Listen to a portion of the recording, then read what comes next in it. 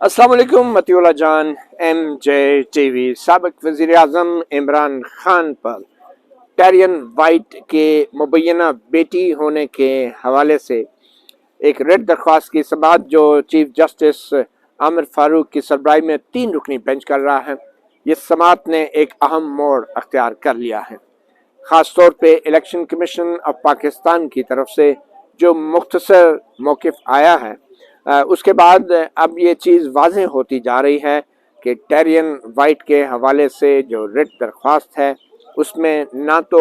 साबिक़ वज़ीर आज़म इमरान खान को ये सवाल का जवाब देने पे मजबूर किया जा सकता है कि टेरियन वाइट उनकी बेटी है या नहीं, और ना ही उनको इस बुनियाद पे नाअहल किया जा सकता है। बड़ी दिलचस्प सूरत हाल इसलिए पैदा हो गई है कि एडवोकेट हामिद शाह जो कि एक शहरी साजिद मोहम्मद साजिद की नुमाइंदगी कर रहे हैं, जिन्होंने ये इल्ज़ाम लगाया था कि इमरान खान ने टेरियन वाइट जो कि उनकी बेटी हैं, उन्होंने उसको इलेक्शन कमीशन के सामने अपने कागजात नामजदगी में ज़ाहिर नहीं किया और यूँ उन्होंने मालूमात छुपाई हैं और यूँ वो नाअहल करार दिए जाए, और जो नॉमिनेशन पेपर्स में अगर कोई मालूमात छुपाई जाती हैं तो उनको उनकी सीट से महरूम कर दिया जाता है। तो ये इल्ज़ाम था, ये रिट दरख्वास्त थी, मगर झूठ बोलने का इल्ज़ाम लगाया गया इमरान खान पे अपने फैमिली मेंबर्स की मालूमात के हवाले से, और कहा गया कि इमरान खान को नाअहल किया जाए 62(1)(f) के तहत। अब सूरत हाल ये पैदा हो गई कि कानूनी सवाल खड़ा हो गया है, और ख़ास तौर पे जब एडवोकेट हामिद शाह ने वो एफिडेविट पढ़ा कि जो कि नॉमिनेशन पेपर्स के साथ जमा कराया जाता है, और जिस एफिडेविट को हतमी शक्ल सुप्रीम कोर्ट ऑफ पाकिस्तान ने मशहूर ज़माना हबीब अकरम केस में दी थी, उस एफिडेविट के अंदर जो मालूमात मांगी गई हैं उसमें अहले खाना के हवाले से जो लफ्ज़ इस्तेमाल किया गया है कि जो उम्मीदवार है इलेक्शन का,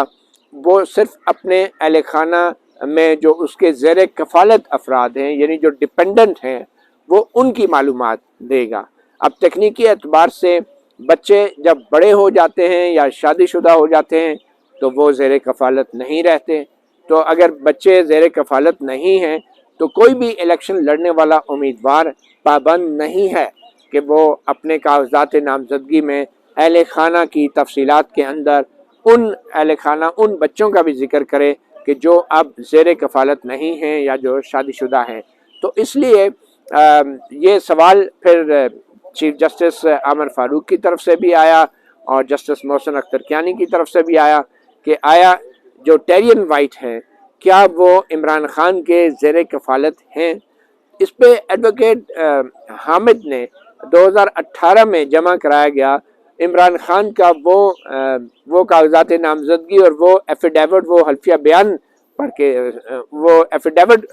पढ़ के सुनाया, जिसमें उन्होंने कासिम और सुलेमान जो उनके 2 बेटे हैं, जो पाकिस्तान में उनके ज़ेर कफ़ालत नहीं हैं मगर उनके नाम उनका जिक्र ज़रूर किया हुआ था, और कहा था कि कासिम और सुलेमान मेरे बेटे जो हैं वो माँ के पास होते हैं, लंदन UK लंदन में होते हैं, वो मेरे ज़ेर कफ़ालत नहीं। मगर उन्होंने एफिडेविट में उनका नाम लिख दिया था, जिस पे दरख्वास्त गुज़ार के वकील एडवोकेट हामिद का ये कहना था कि अगर इमरान खान ने कासिम और सुलेमान का नाम लिख दिया था बावजूद इसके कि वो ज़ेर कफ़ालत नहीं है, तो फिर टेरियन वाइट का नाम क्यों छुपाया गया। या तो वो कासिम और सुलेमान का नाम भी ना लिखते क्योंकि वो ज़ेर कफ़ालत नहीं है, अगर लिखा है तो फिर टेरियन वाइट का नाम क्यों छुपाया गया। बहरहाल इस पे मुख्तसरन इलेक्शन कमीशन ऑफ पाकिस्तान के वकील एडवोकेट साद से अचानक पूछा गया जब बेंच की तरफ से कि आप इस बारे में क्या कहते हैं, तो उनके सिर्फ एक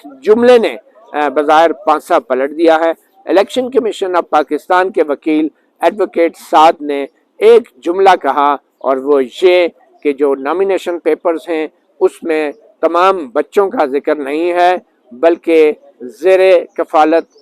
अफराद का जिक्र है, और ज़ेर कफ़ालत अफराद से मुराद सिर्फ बच्चे नहीं, कोई भी और शख्स जिसको आप पाल पोस रहे हैं, जो आपका बच्चा है या नहीं मगर आपके ज़ेर कफ़ालत है, तो उनका जिक्र करना नॉमिनेशन पेपर्स में ज़रूरी है। تو الیکشن کمیشن نے یہ بھی کہا کہ اگر بچوں کی معلومات دینا مقصد ہوتا تو پھر نادرا کا جو رجسٹریشن سرٹیفکیٹ ہے، جس کو فیملی سرٹیفکیٹ آف رجسٹریشن کہتے ہیں FCR، تو پھر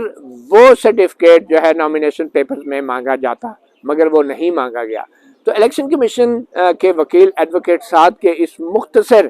بیان کے بعد ایک چیز واضح ہو گئی ہے کہ اب الیکشن کمیشن آف پاکستان بھی ٹیرین وائٹ کے اس کیس میں عمران خان کے موقف کے ساتھ کھڑا ہے۔ اس تمام دلائل کے دوران ایڈوکیٹ سلمان راجہ بھی بار بار اس بات کو دہراتے رہے کہ جو نامینیشن پیپرز ہیں اس میں زیر کفالت افراد کی معلومات مانگی جاتی ہیں، نہ کہ تمام بچوں کی۔ تو یہ اس صورتحال کے اندر ابھی دلائل جاری ہیں، اور ان دلائل کا کل بھی انہوں نے جاری رہنا تھا، کیونکہ ایک دن پہلے بھی یہ دلائل ہو چکے تھے، مگر اب یہ معاملہ جو ہے اگلے ہفتے پہ چلا گیا ہے، اور اس ویکنڈ کے اوپر کافی دن مل گئے ہیں شہری محمد ساجد کے جو وکیل ہیں ایڈوکیٹ حامد، ان کو بھی ان تمام سوالوں کے جواب تلاش کرنے کے لیے۔ تو صورتحال اب یہ پیدا ہو گئی ہے کہ جو ایک بہت بڑی ایک قسم کی خبر تھی کہ عمران خان کے خلاف ٹیرین وائٹ کا جو معاملہ ہے وہ باقاعدہ اسلام آباد ہائی کورٹ میں دائر کر دیا گیا ہے، اور اب عمران خان کو کوئی ٹھوس موقف لینا پڑے گا ٹیرین وائٹ کے حوالے سے۔ قانونی طور پہ لگتا ہے کہ یہ کیس شاید اس مرحلے تک پہنچے ہی نہ کہ جہاں عمران خان سے براہ راست یہ سوال کیا جائے کہ کیا ٹیرین وائٹ ان کی بیٹی ہے یا نہیں۔ یہ معاملہ یہاں پہ قانونی ہے، تکنیکی ہے، یہ معاملہ کوئی شرعی نہیں ہے، کوئی سماجی نہیں ہے، یا کوئی سیاسی نہیں ہے کہ جس کی بنیاد پہ عمران خان کو اس سوال کا جواب دینے پر مجبور کیا جا سکے۔ اور یہ معاملہ اب یہاں پہ یہ ہے کہ اسلام آباد ہائی کورٹ صرف ان درخواستوں کی سماعت کر سکتی ہے جن درخواستوں میں واضح طور پہ یہ بتایا گیا ہو کہ کوئی بھی شخص کسی واضح قانون کی خلاف ورزی کر رہا ہے، یعنی کہ اس کے خلاف ریٹ آف کو وارنٹو جاری کی جا سکے۔ جب تک یہ ثابت نہیں ہوتا کہ عمران خان نے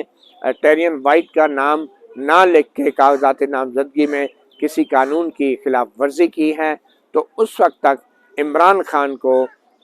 جو ہے طلب کر کے یا عمران خان سے یہ سوال پوچھا ہی نہیں جا سکتا کہ آیا ٹیرین وائٹ ان کی بیٹی ہے یا نہیں۔ تو یہ بہت ایک اہم ڈیولپمنٹ ہے۔ ابھی دلائل جاری ہیں، اور چیف جسٹس عامر فاروق نے بھی بارہا یہ کہا ہے کہ ہم جو ہیں ابھی اس مرحلے پر نہیں پہنچے کہ ہم میرٹ کے اوپر بات کریں اس الزام کے، اور اگر میرٹ کے اوپر بات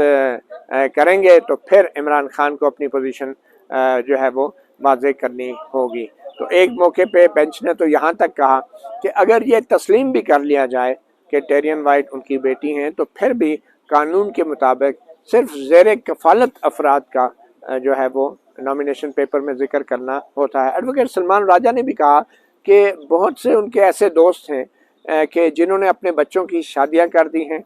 اور وہ جب الیکشن لڑتے ہیں، کاغذات نامزدگی دائر کرتے ہیں، تو وہ ان بچوں کا اس میں ذکر نہیں کرتے جن کی شادیاں ہو چکی ہیں۔ تو معاملہ زیر کفالت افراد کا ہے، معاملہ یہ نہیں کہ آپ کے کتنے بچے ہیں، وہ کون کون ہیں، یا کوئی بچے آپ کے ہیں یا نہیں۔ اب اس قانونی نقطے کے بعد یہ محسوس ہو رہا ہے کہ یہ معاملہ جو ہے بڑے پرسکون اور پرامن طریقے سے قانونی طور پہ تو اسلام آباد ہائی کورٹ سے نکل جائے گا، مگر الیکشنز آ رہے ہیں، سیاست میں ہر قسم کے سوال ہوتے ہیں۔ شاید جو سوال کسی عدالت میں نہیں، وہ سوال کسی پریس کانفرنس میں ضرور اٹھایا جا سکے گا، اور یہ ایسا سوال ہے کہ جس کا کوئی بھی جواب یا کوئی جواب نہ بھی ہو تو وہ بہت بڑا ایک جواب ہوگا۔ مطیع اللہ جان MJ TV سے اتنا ہی، اجازت دیجیے، اللہ حافظ۔